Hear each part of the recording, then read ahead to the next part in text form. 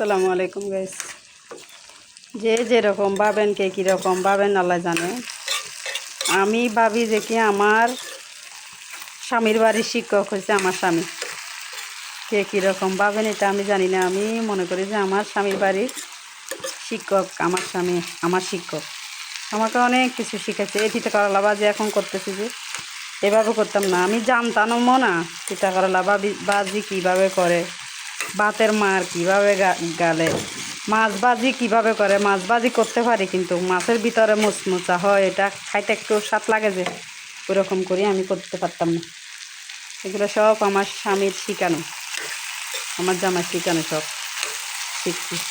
আসলে আমি আমার ক্ষেত্রে বুঝি যে কি আমার স্বামীর বাড়ির শিক্ষক হচ্ছে আমার স্বামী। আমার স্বামীর জন্য আমি আজকে অনেক কিছু পারি, অনেক রান্নাবান্না পারি। এখন মানুষ এখন 50 জন হলেও আমি একদিনে রেডি করে ফেলতে পারি, কোনো সমস্যা হয় না আমার। কেন? আমি জানি গেছি, আমি সব জেনে গেছি, জানি এখন কীভাবে রাঁধতে হয়, কীভাবে করতে হয়। পেঁয়াজ বলতে পারতাম না আমি, পেঁয়াজ আমার যখন বিয়ে হয়েছে তখন আমি পেঁয়াজ করতে পারতাম না। আলু ভাজি বড় বড় করে করতাম, জানতাম না। এখন আল্লাহ দিলে সব জানি।